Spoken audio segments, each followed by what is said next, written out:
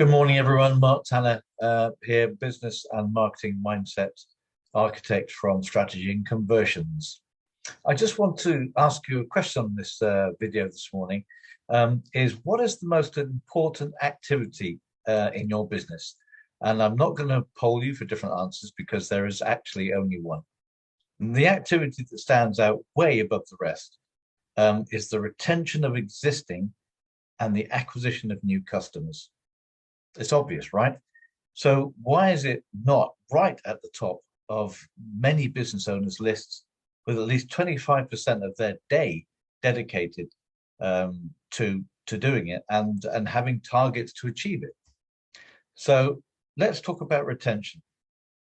It amazes me the number of times, a number of business owners that I've worked with that tell me they don't keep in touch with the customers that they currently have on a regular basis. Now, to me, this should be monthly as a minimum, but far more frequently, really. I don't understand why people don't do this. So these are people that have already worked with you. They've liked what you do, and they may even be raving fans of you. So they want to hear from you. You do them a service by keeping in touch with them, and it's all about serving those customers, right?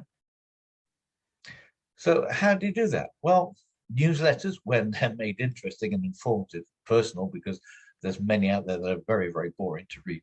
But there are still a great way to do this. And this is something we'll be asked to write more and more of but by our customers, because we have the ability to make them really stand out from many others that crowd their inbox on a daily basis. Another way of doing this is a quick phone call. It's a great way to just pick up the phone and speak to your particular customer, but you have to make the phone call informative and interesting. Remember, you're taking up their time, their busy time, which is a precious commodity of theirs. So unless they find value from that phone call, just even if it's just catching up with things and talking about what things are happening, they're not going to want to keep picking up that call every time they see your number coming through on the telephone. So what you need to do on this call or this newsletter is tell them about the products, what's happening in your business, the products or services that you're creating new that may help, and ask them questions about their business. What do they actually? What do they need? What do they need? What are their current challenges in their business? Because every month they'll change, and there'll be new ones coming up every time. You may be able to refer other services that you know of, but also you may be able to actually help them out.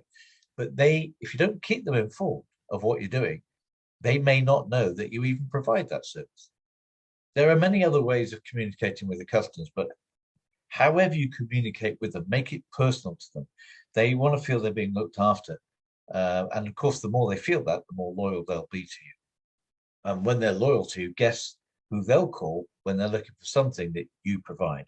However, if you haven't told them that you provide it in the first place, they are not going to know. So now let's look at acquisition. This is acquisition of new customers.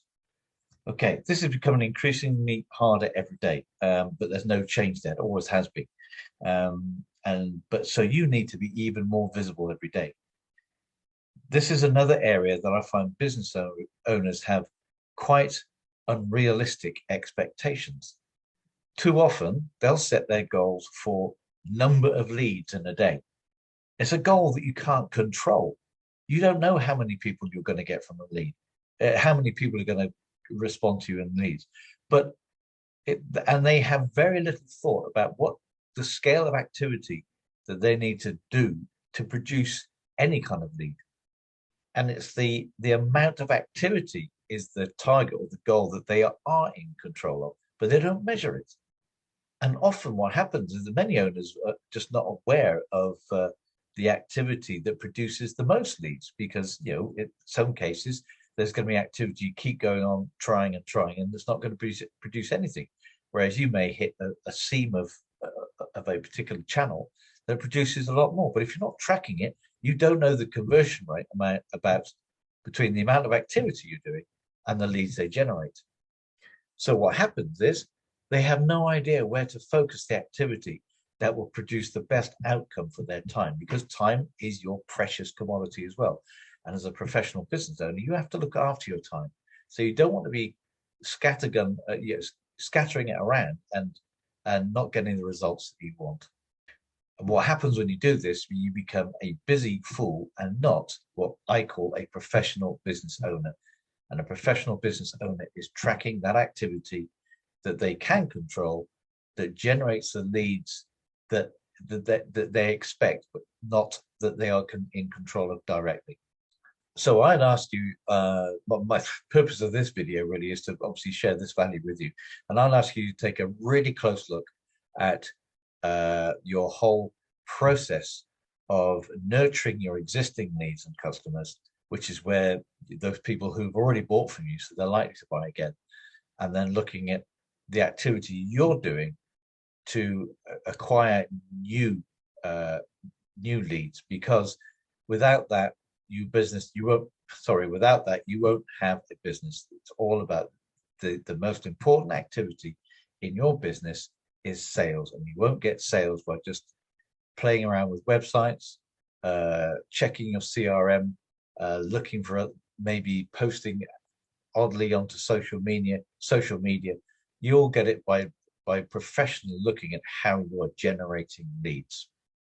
So please don't be a busy fool, be a professional business owner and look coldly at the activity you're doing and see if you can increase it to generate more leads in your business.